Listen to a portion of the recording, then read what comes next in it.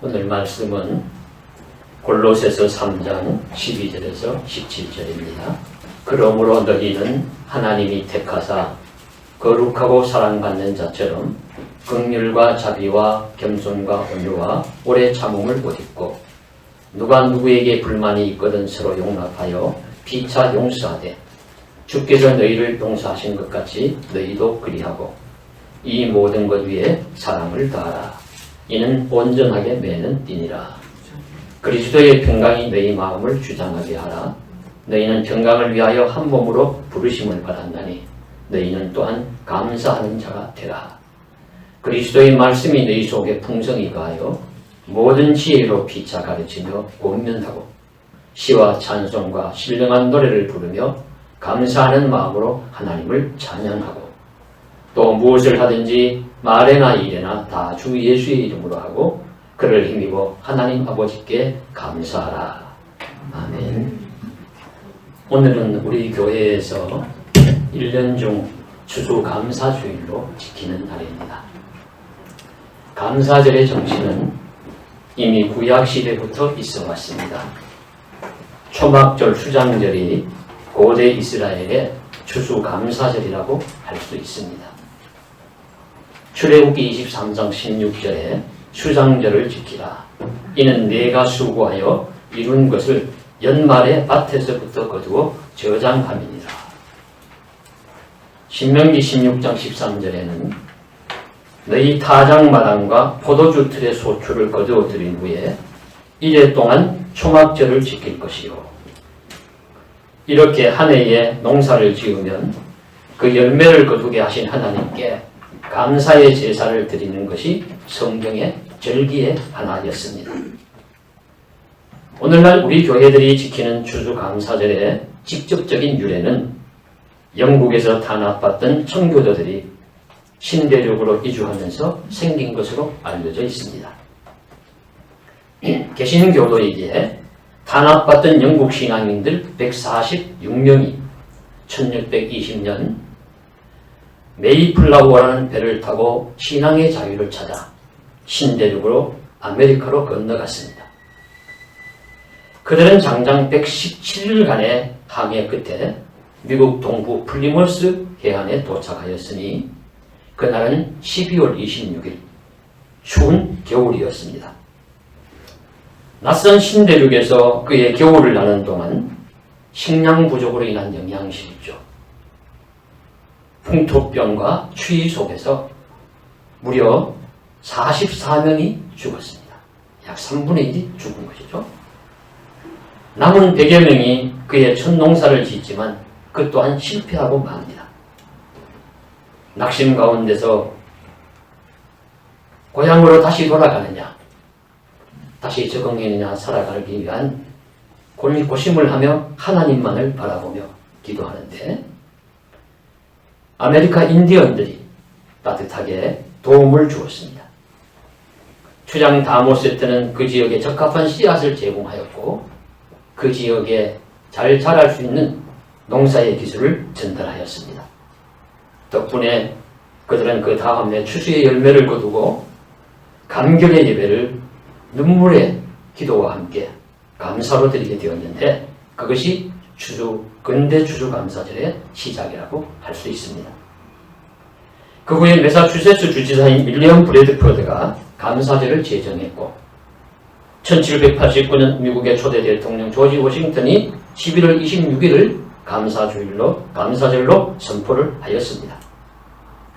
그런데 제3대 대통령인 제퍼슨 때에 와서 이것은 왕정시대의 유산이라 하는 이유로 중지를 하게 되어서 약 70년, 80년이 중지된 채로 흐르다가 16대 대통령 링컨이 다시 이날을 부활시키고 국경일로 선포하게 됩니다.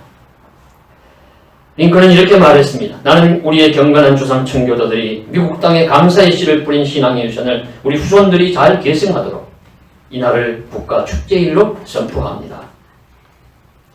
그래서 지금까지 이날은 미국의 국경일 축제일이 되었고 교회들은 대개 11월 셋째 주일을 추수감사주일로 지킵니다.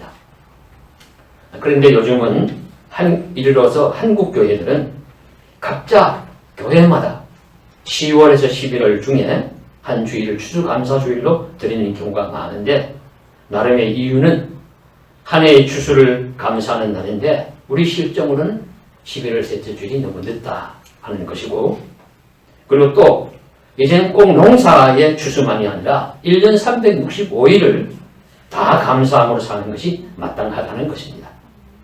그러나 특별히 농부의 마음으로 한 주일을 정하여 감사주일로 지키면서 추수감사의 정신을 계승한다는 의미가 있겠습니다. 그러므로 우리도 농사를 짓지 않더라도 한 해를 땀 흘리고 일하여 열매를 거두고 그 곡식들을 바라보면서 하나님을 향하여 감사의 예배를 드렸던 농부의 마음으로 오늘 감사주일을 보내는 것이 합당한 줄로 믿고 그런 감사주일을 지킬 수 있기를 소원합니다. 오늘 말씀은 골로새 교회에 보내는 바울 서신입니다. 바울 서도는 이 부분에 와서 우리 신앙인들이 지켜야 할 여러 가지 덕목들을 소개하고 있습니다. 그럼 오늘 말씀해 보시면은 하나하나가 참 아름다운 신앙 덕목들이죠. 긍휼, 자비, 겸손, 온유, 오래 참음, 용납, 용서, 하나도 빠뜨릴 수 없는 중요한 우리 교훈들이고 덕목들인데, 이 덕목들을 큰 보자기로 싸는 것 같이 하나의 줄로 엮는 것과 같은 그런 것이 있다면 무엇이냐? 바로 오늘 14절에 나오는 이 모든 것 위에 사랑을 다하라. 사랑은 온전하게 매는 띠니라. 그렇게 말씀하시므로 이런 다른 모든 것도 소중한 덕목들이지만 그보다 더 상위 개념으로, 더 모든 것을 포괄할 수 있는 그런 개념으로 사랑을 강조하시며 말씀하시고 있습니다. 그래서 첫 번째는 사랑을 말씀하시는구나. 그 다음에 두 번째 나오는 말씀은 평강을 말씀하십니다. 즉 성도라면 그리스도의 평강이 마음을 주장해야 한다 말씀하시면서 평화, 평강, 평안 다 같은 말씀인데, 성도의 마음은 불안과 공포와 두려움이 주장하는 것이 아니라 평강이 주장해야 한다. 우리 마음속은 평안이 주장해야 한다. 그렇게 말씀해 주시고 있습니다. 그리고 성도라면 마땅히 평안을 위해서 부름을 받았으니까 섬기는 교회 공동체의 평안을 위해서 일해라. 평안을 위해서 수고하라. 그런 말씀을 우리들에게 해주시고 있습니다. 그러므로 우리도 평안을 위해서 힘쓰는 삶이 합당한 줄로 믿습니다. 셋째는 성도라면 무엇보다도 또한 그리스도의 말씀이 풍성히 거해야 합니다. 이것도 더 말하면 입이 아플 정도죠. 우리 안에 육체에 먹을 것도 있어야지만, 하지만 영적인 양식인 그리스도의 말씀이 풍성히 거해야 함은 당연합니다. 양보할 수 없는 기독교의 진리입니다.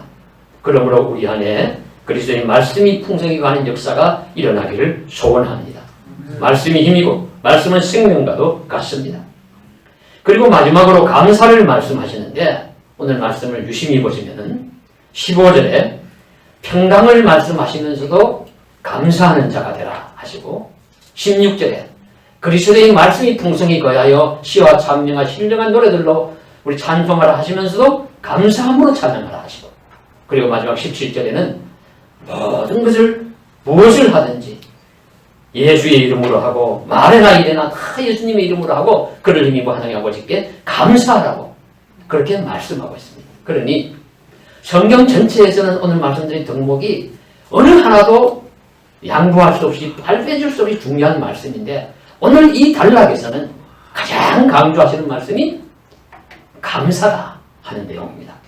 그러니까 사랑도 감사로 하고 평강도 감사로 평강하고 주의 말씀도 감사함으로 누리고, 그리고 일이나 말이나 다 무엇을 하든지 감사함으로 하라 함으로써 이 말씀이 가장 감사를 강조하는 성경 말씀이다. 오늘 주 감사 예배에 합당한 말씀인 줄 알고 이 감사에 오늘 초점을 맞추는 것입니다. 그래서 우리도 말이나 일이나 무엇을 하든지 다 감사하는 삶을 살아가므로 주님이 말씀을 실천하는 성도가 될 수 있기를 간절히 소망하는 것입니다. 그래서 우리가 말이나 일이나 다 감사해야 하는데, 또 모든 것 감사하면 초점이 흐려질 수 있으니까 세 가지로 우리 감사의 내용을 정리해 보고자 합니다. 예수님의 감사에서 배우는 것입니다. 첫 번째로는 우리가 없는 것을 보고 애태우지 말고 있는 것을 가지고 감사할 수 있기를 원합니다. 예수님의 가장 유명한 이적 사건은 오병이어 사건이죠. 작은 떡덩이 5개와 물고기 반찬 2마리로 5,000명이 넘는 사람을 다 먹이고 12강줄이가 남았다 하는 놀라운 이적 사건입니다. 그런데 이 이적 사건을 가만히 유심히 보시면 사복음서에 다 나오는데요. 무엇에 이제 초점이 있느냐? 첫 번째 초점을 맞출 것이 이 작은 것이지요. 5,000명이 넘는 군중과 작은 떡덩아리 어린 아이의 음식인 5덩이 떡덩이와 물고기 반찬 2개는 너무 작고 보잘것없는 겁니다. 그래서 예수님이 어디 먹을 것이 없느냐 그랬을 때 여기 이것이 있습니다. 제자들이 어린아이가 바친 것을 드렸을 때 이 꺼질 것 가지고 뭘 하겠느냐, 누구 입에 붙이라고 이걸 가져왔느냐 하면서 내칠 수도 있고 무시할 수도 있고 이렇게밖에 먹을 게 없느냐 책망하실 수도 있지만 주님은 그것을 가지고 소중하게 여기시고 성경 말씀해 보시면은 give thanks, 감사를 드렸다. 우리 번역에는 축사하시고 하늘을 향해서 하나님 앞에 감사의 기도를 드렸다. 이 내용이 나옵니다. 여기서부터 기적은 진행되었다는 말씀을 하시고 있습니다. 이 작은 음식을 가지고 감사하셨다는 겁니다. 그러므로 우리도 없는 것을 부러워하기만 하고 없기 때문에 불평만 하고 없어서 원망하는 것이 아니라 작은 것일지라도 보잘것없이 여겨진 것일지라도 가진 것을 보고 먼저 감사하는 것, 이것이 오병이어의 정신이고 주님의 감사 정신입니다. 감사할 때 감사한 일이 연결될 수가 있습니다. 세상은 감사하는 사람과 불평하는 사람으로 나눌 수도 있겠습니다. 서로 이웃한 마을이 2이 있는데요. 하나는 감사촌이고 하나는 불평촌이었던 거예요. 불평촌 사람들은 봄, 여름, 가을, 겨울 불평이 많아요. 봄이 오면은 황사와 먼지 때문에 못 살겠다고 불평했고, 여름이면 너무 덥고 모기가 많아서 불평했어. 가을이 되니까 나뭇잎이 많이 떨어져 일거리가 많다고 불평했고, 겨울이면 눈이 많이 와서 힘들다고 불평했습니다. 그런데 감사촌 사람들은 봄이 오니 꽃향기에 감사하고, 여름 오니 땀 흘려 일하고 시원한 나무 그늘에서 씻기니 의미 있어 감사하고, 가을 되니 탐스런 열매들이 풍성하니 참 감사하고, 겨울 되니 나뭇가지 위에 쌓인 눈꽃이 아름다워 감사했습니다. 불평촌과 감사촌은 환경과 형편의 차이가 없습니다. 똑같은 환경을 살아가지만은 같은 조건이었지만 불평촌은 불평의 조건만 본 것이고 감사촌은 감사의 조건만 본 것입니다. 그래서 불평촌은 불평만 하며 살고 감사촌은 감사만 사는 거예요. 그러면 평강을 위해서 부르심을 받은 하나님의 사람들은 어떻게 살아야 하겠습니까? 당연히 감사하는 삶을 살라. 감사촌의 사람처럼 마을은 있는 것을 바라보면서 감사하면서 살라고 말씀으로 가르쳐 주시고 있습니다. 감사는 하나님의 뜻이요 불평은 사탄의 뜻이다 할 수 있습니다.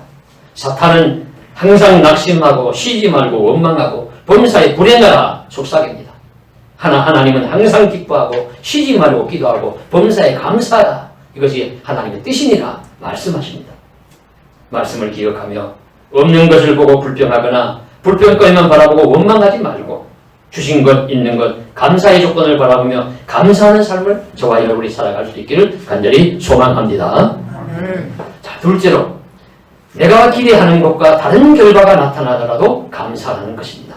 어떤 일들이 내가 기대한 대로 되지 않더라도 원망과 불평보다는 감사하는 말씀입니다.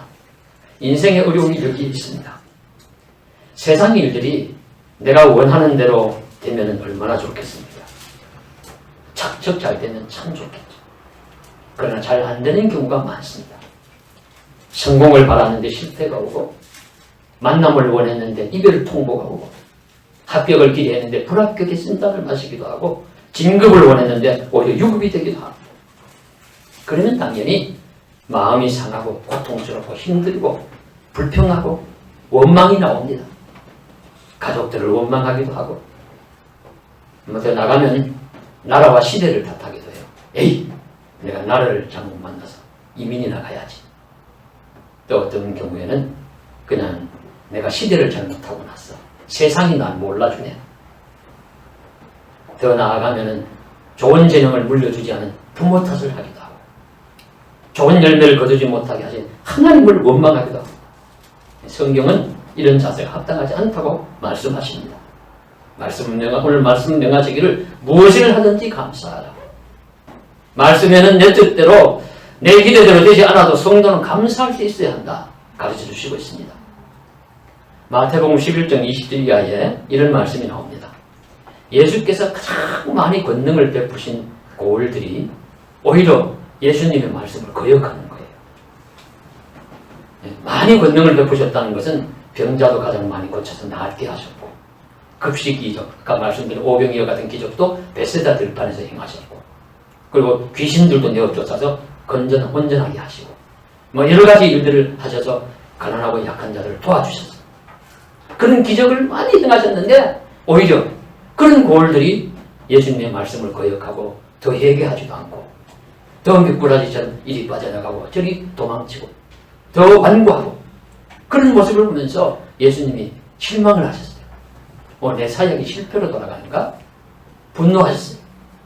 화 있을진저 베세다야, 화 있을진저 고라시나, 너희에게 행한 이적을 저 시돈과 두로 같은 곳에서 행했다면, 그 이방 나라죠. 이방 고을이죠. 시돈과 두로와 같은 곳에 행했다면 그것은 오히려 제에 앉아서 배옷을 입고 제에 앉아 회개했을 것이다. 그들은 나에게로 돌아오고 하나님께로 돌아왔을 것이다. 화가 나셔서 진노를 하셨습니다. 사람인지 그렇죠. 좀 관심과 애정을 많이 쏟으면 이만큼 하면 목석도 돌아설 거다. 나무나 돌도 반응을 할 거다. 이렇게 여길 경우가 있는데, 그런데도 불구하고 전혀 반응이 없으면 참 평온이 신분노로 사랑이 미움으로 이렇게 변하기도 합니다. 예수님도 진노하셔서 화 있을진저 하셨어요. 그런데 놀랍게도 바로 이어지는 말씀은 감사로 끝맺습니다. 마태복음 11장 25절 26절에 천지의 주제이신 아버지여, 이것을 지혜롭고 슬기 있는 자들에게 숨기시고 어린 아이들에게 나타내심을 감사하나이다. 옳소이다. 이렇게 된 것이 아버지의 뜻입니다. 많은 다수의 사람들은, 그 지역의 사람들은 거역하고 배반하고 완고할지 몰라도 소수의 어린아이들과 같은 자들은 하나님께 돌아오는 사람들이 있던 그 작은 것을 보고 내 뜻대로 내 기대대로 되지 않았다 하더라도 하나님 뜻에 순종하면서 감사하는 겁니다. 그 모습을 예수님께서 보여주셨습니다. 그러면 오늘날 우리도 배워야 할 감사의 태도입니다. 거기서부터 새로운 힘이 생겨날 수가 있습니다. 그렇게 하나님의 뜻으로 받아들인 다음에 예수님은 자신의 사역을 넓혀가십니다. 유명한 말씀이 이어집니다. 마태복음 11장 28절 수고하고 무거운 짐진 자들아 다 내게로 오라. 내가 너희를 쉬게 하리라. 이 실패의 자리와 같은 곳에서 다시 일어나셔서 수고하고 무거운 짐진 자들 다 부르시는 주님의 말씀을 우리가 보고 새로운 사역의 장이 열리는 것을 보게 됩니다. 새로운 감사는 새로운 힘을 제공해주는 길이 되기도 합니다. 지난 주간에 데보라 노빌이라는 사람이 쓴 감사의 힘이라는 책을 읽어보았습니다. 마침 이제 도서관이 문을 연다고 딩동 소식이 와서 그 가서 뉴스 보았는데, 이런 많은 이제 이야기들이 나오는데 그 중에 이 이야기가 눈에 들어왔습니다. 그녀가 초청을 받아서 피츠버그에 갔다가 뉴욕행 비행기를 타고 돌아가는 길이었다고 해요. 근데 비행기를 탑승하는 순간에 방송이 흘러나옵니다. 뭐라고 방송이 흘러나오냐면 뉴욕행 비행기가 취소되었습니다. 뉴욕행 비행기가 취소되었습니다. 그러니까 막 승객들의 사나운 본성이 나와서 프런트로 달려가서 따지는 사람들, 환불하려는 사람들로 북새통을 이루고 자신도 그 속에 혼잡한 가운데 그 등이 이리 밀리고 저리 밀리고 그러다가 누군가의 가방에 부딪혀가지고 팔이 시커멓게 멍이 들고 막 이렇게 이제 하면서 환불하려는 줄에 서 있는데 줄은 줄어들지 않고 스피커에서는 같은 방송만 수없이 반복되어 나오고 있습니다. 화가 났어요. 소리치고 싶었어요. 나는 당장 출발하지 않으면 방송사고가 난단 말이야. 뉴욕에서 생방송이 예정되어 있었다고 합니다. 더 급하고 속이 탑니다. 근데 이제 마음속으로 이런 음성이 들리더래요. 데비야, 감사한다고 해야지. 아마 예수 믿는 사람인지 아닌지 모르겠어요. 예수 믿는 사람들은 성령께서 나에게 이 마음을 주셨지, 그렇게 표현할 텐데 제게는 그렇게 표현하지 않고 그냥 마음속에서 들렸다. 감사해라. 그래서 그 소리를 따라서 감사합니다. 그러면 이제 환불의 줄을 서 있으면서 갈아탈 수 있는 항공편인지 전화를 알아보기도 하고, 주변에 화가 나서 서 있는 사람들 보면서 이제 연신 속으로 화가 나는데 감사합니다. 감사합니다. 이렇게 있었어요. 근데 실제로 이런 형태를 어떻게 감사할 수 있느냐. 그렇게 생각이 들어서 억지로라도 감사의 조건을 만들어야 되겠다. 그래서 감사합니다. 살려주어서 감사합니다. 라고 이렇게 감사거리를 만들어서 감사했다고 해요. 그래서 자신이 환불 차례가 되었어요. 그래서 직원들을 보니까 승객들에게 시달려가지고 얼굴이 그냥 막 일그러지고 녹초 상태에 있는 거. 그들을 보니까 측은한 마음이 들어서 고마워요. 신속하게 대처해 주어서 비행기에 문제가 생긴 모양인데 이렇게 했다가 사고라도 났다면 끔찍했겠지요. 그러니까 직원이 얼굴을 활짝 웃으면서 네, 빨리 정상화되었으면 좋겠어요. 라고 응답을 하더래요. 그래서 그녀는 다음 비행기를 일단 예약을 하고, 그 비행기가 제 시간에 도착해도 뉴욕의 교통지역을 감안하면 생방송 시간에 맞출 수 있을지는 미지수인데, 하여튼 다음 비행기를 타려고 그 비행기 게이트로 이동을 하는데 얼마나 거리가 먼지, 다리가 아프고 힘들 정도로 지칠 정도로 그래 가서 비행기를 타려고 하는데, 제가 미국 국내 비행기 사정이 어떤지 모르지만 그 책에는 그 비행기에 가니까 자리가 없더라. 그런 이야기를 하더라는 겁니다. 네, 좌석이 없다. 너무 이제 화가 날 정도인데 또 마음을 가다듬고, 아유, 여기까지 와서 내가 이제 알게 되었으니까 다행하고 충분히 운동도 했고, 그래서 저린 발을 주무르면서 이제 떠나려고 하는데 한 승무원이 소리를 치더래요. 공고는 하지 않았지만 곧 뉴욕 인근 공항으로 가는 또 다른 비행기가 출발하는데 한 자리가 남았다고 합니다. 그러니까 아이고 정말요? 그러니까 정말입니다. 제가 전화해서 승객 한 분이 뛰어가는 중이라고 전할 테니 비행기 문을 닫지 못하게 전할 테니 얼른 가십시오. 그래서 서둘러서 해당 게이트로 가서 그 비행기가 이륙 직전에 타게 되었다고 합니다. 그래서 이제 감사합니다 라고 외쳤어요.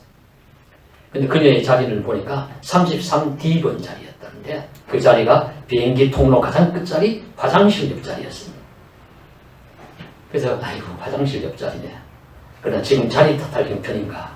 가방을 올리고 하는데 승무원이 다가와서 이런 자리 들여서 죄송해요. 그가 대답하기를 감사합니다. 만일 화장실에 안전벨트가 있다면 거기서라도 탔을 거예요. 이렇게 하면서 이제 짐을 올리고 평안히 자리에 툭 앉는데 금방 그 승무원이 또 다가오더니만 손님 짐을 가지고 저를 따라오세요. 작은 목소리로 이야기를 하더랍니다. 저 앞 1등석에 빈 좌석이 하나 생겼어요. 그래서 그 승무원을 따르면서 그녀는 확신하기를 이 모든 것들이 단순히 한마디로 시작되었다. 감사해요. 고마워요. 그녀는 덧붙이기를 사실 이 정도는 감사가 가진 위대한 힘에 견주어 볼 때 빙산의 일각에 불과하다고 그렇게 적고 있었습니다. 단순히 비행기를 제대로 타고 못하는 것, 다음 스케줄 맞추고 못하는 건 작은 일 같지만 그 당사자가 우리가 되어보면은 그 순간이 얼마나 황당하고 화나는 일인가 알 수가 있고요. 그러다가 또 비행기를 찾아 제 시간에 가게 되고 거기서 끊지도 않은 1등석의 호사를 누리게 되면 세상을 얻은 것 같은 행복감이 하늘을 찌를 것 같이 다가올 것은 분명할 것입니다. 내용인즉 오늘 말씀처럼 모든 일에 감사하라 하는 것을 보여주는 일화입니다. 우리의 삶 속에서도 내 의도대로 되지 않는 일이 생긴다 하더라도 너무 불평, 원망으로 일관하지 말고 감사함으로 살아갈 때 감사의 힘의 역사가 일어날 수 있다는 사실을 우리는 깨달을 수 있기를 원합니다. 성도 여러분께서도 기대처럼 되지 않아도 감사로 살아갈 때 감사의 힘의 역사가 나타나기를 주님의 이름으로 간절히 소원합니다. 아멘. 마지막 세 번째로는 십자가로 감사하라. 십자가도 감사하라. 누가복음 22장 14절 이하예요. 예수님께서 십자가를 앞에 두고 감사하는 장면이 나와요. 마지막 만찬을 하시는 장면인데 6월절 만찬이니까 모든 유대인들이 가족들이나 미리 모여가지고 이날을 만찬을 한다고 합니다. 그러니까 양고기를 먹고 그리고 쓴 나물, 그리고 누르고 없는 떡, 그리고 또 포도주를 깨뜨려서 마시면서 이들을 만찬을 하는 차례인데 예수님께서 이렇게 말씀을 하십니다. 사도들과 함께 앉으사 말씀, 내가 고난을 받기 전에 너희와 함께 이 유월절 먹기를 원하였다. 내가 고난을 받기 전에, 그러니까 자신이 고난을 받는다는 것을 알고 계셨다는 거예요. 십자가 고난이 앞에 바로 그날 밤이 지나면은 십자가의 참혹한 죽음을 당할 것을 알고 계셨다는 그런 고통의 자리가 될 수 있는 것입니다. 그렇다면 당연히 그 눈물의 자리가 되어야 되고 고통스러워서 이 고통을 내가 어떻게 질 수 있겠느냐고 이렇게 해야 되는데 주님이 누가복음에 전한 복음서에 보면은 이렇게 나옵니다. 여러분 우리 성경 제가 문제 냈는데 여러분 기억하시면은 누가의 만찬에서 떡과 잔을 나누는 순서가 어떠냐 기억하시죠?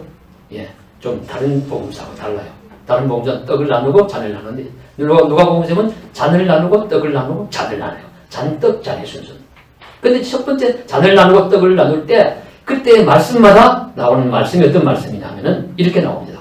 잔을 받으사 감사기도 하시고 또 이어서 떡을 가져 감사기도 하시고 그야말로 십자가를 앞에 두고도 감사를 잊지 않으셨다 하는 것을 보여주시고 있습니다. 범사에 감사하고 모든 일에 감사한다는 것은 이와 같이 십자가조차도 감사한다는 뜻입니다. 에이 무슨 소리? 사람이 어떻게 그럴 수가 있느냐? 십자가가 보통 그런데 억울한 죽음을 앞두고 어떻게 감사하느냐? 우리는 물론 그렇습니다. 우리는 정말 할 수 없습니다. 감사하기 어렵고 감사할 수 없을 것입니다. 그러나 그런 경우라 할지라도 십자가 다음에 부활이 있다는 믿음이 있으면 감사할 수 있을 것입니다. 십자가 고난 뒤에 부활의 소망으로 헌신한다면 십자가가 고통 가운데서도 감사합니다. 어차피 십자가는 내가 당할 수밖에 없는 것이라면 그 뒤에 아무것도 없고 처참한 죽음과 암흑문으로 돌아가는 것이라면 우리가 불평 원망만으로 끝나겠지만 그 이후에 부활의 소망이 있다면 새로운 세계에서 영원토록 살아가는 아름다운 세상을 보는 믿음의 눈이 있다면 감사할 수 있다는 그런 말씀입니다. 예수님이 그렇게 하셨듯이 믿음의 인물들은 그런 믿음과 소망 가운데서 십자가와 같은 일조차도 감사하는 삶을 살기도 했습니다. 우리가 잘 기억하는 손양원 목사님의 감사는 참 절절하고 유명합니다. 사람이 어찌 이럴 수가 있을까 하는 마음이 드는 것도 사실이에요. 일제해방 후에 우리나라 격동의 시대에 장자와 차자를 잃었습니다. 맏아들과 둘째 아들을 자기 청년에게 억울하게 죽음을 당했죠. 남은 평생을 한을 안고 분노와 원망으로 살아가는 것이 아마 일반적인 모습일 겁니다. 그런데 손 목사님은 10개의 감사의 기도를 드렸어요. 그리고 자신의 아들을 죽인 그 청년을 용서하고 자신의 양아들로 삼았습니다. 이 엄연한 한국 기독교사의 실화입니다. 지난 주간에 우리 가까운 지구촌 교회 이동원 원로 목사님의 아들이 먼저 하늘의 나라로 갔습니다. 그 아들을 먼저 보내고 이제 돌아와서 그 목사님이 이렇게 적었어요. 이 글이 막 가지고 있습니다. 손양원 목사님의 10개의 감사를 본을 받아서 거기서 배워서 나도 감사의 글을 남깁니다 하면서 이제 글을 10개의 감사를 내놓았습니다. 이런 내용입니다. 1. 아들이 그 지독한 암의 통증에서 해방되어 감사합니다. 2. 영광의 나라 천국에 입성하여 감사합니다. 3. 그동안 유머가 많은 아들로 인해 누린 기쁨으로 인하여 감사합니다. 4. 단 한 번의 불평 없이 자랑만 하던 아내와 애교 덩어리 손자를 남겨주어 감사합니다. 5. 어려서 게임을 좋아하더니 개인 변호사가 된 것 감사합니다. 6. 아들의 고통을 통해 아들을 내어주신 하늘아버지의 고통을 알게 하심 감사합니다. 7. 아들의 암투병을 통해 수많은 암 환자의 고통과 연대하게 된 것 감사합니다. 8. 또한 자식을 먼저 떠나보낸 수많은 부모들의 고통과 연대하게 되어 감사합니다. 9. 아들의 치유를 위해 기도한 수많은 중보 기도자들과 한 지체가 되어 감사합니다. 10. 아들이 간 천국을 더 가까이 소망하게 되어 감사합니다. 2020년 10월 가을 하늘 아래 아들 범을 천국으로 보내는 목사 아빠 이동원. 그리고 이어서 여러 가지 좀 글들을 더 남겼는데 간략한 요약을 하면 이런 글들입니다. 나무, 바다, 한로 이어진 길, 그래서 이 길을 넘어 길로 간다. 그 길로 갔니? 저 하늘길로 쉼을 찾아갔니? 돌아오지 못할 길로. 내가 짧게 머물던 집으로 돌아오며 우리 다시 만날 하늘집을 그린다. 넌 이 집으로 다시 오지 않겠지만 엄마와 하늘집으로 찾아가마. 아마 미어지는 가슴에 아픔을 안고 감사의 내용을 적는 모습을 봅니다. 자녀를 먼저 보내는 부모님의 마음은 누구도 헤아리기 어렵습니다. 많은 십자가 사연 중에서도 가장 큰 십자가일 겁니다. 그런 십자가까지도 지고 감사하는 분들이 믿음과 삶을 우리가 헤아리면서 우리의 삶에서도 어려운 점, 힘든 일, 억울한 일, 고통스러운 일이 있더라도 오늘 말씀 기억하며 감사를 잃지 않기를 소원합니다. 무엇을 하든지 말이나 일이나 다 주 예수의 이름으로 하고 그를 힘입어 하나님 아버지께 감사하라. 없는 것 불평 말고 있는 것 보며 감사하고 기대처럼 되지 않아도 감사함으로 세임을 얻고 십자가까지도 감사하는 은혜의 삶이 저와 여러분에게 펼쳐질 수 있기를 주님의 이름으로 간절히 소망합니다. 기도드리겠습니다. 사랑하는 하나님 아버지, 감사해야 하는데 저희들은 불평과 원망이 많습니다. 있는 것 보고 감사해야 되는데 없는 것만이 부럽고 불평거리가 되기도 합니다. 주님, 또 내 기대대로 되지 않아 세상에 왜 이러냐고 고통 속에서 원망할 때도 많습니다. 그러나 십자가까지도 감사하는 주님의 삶, 또 믿음의 훌륭한 인물들의 삶을 보면서 우리도 감사를 배우게 하시고 감사의 힘이 나타나서 감사가 뿌리를 잇는 은혜의 역사도 일어나게 하여 주옵소서. 주 예수님 이름 받들어 감사하며 기도드리옵나이다. 아멘.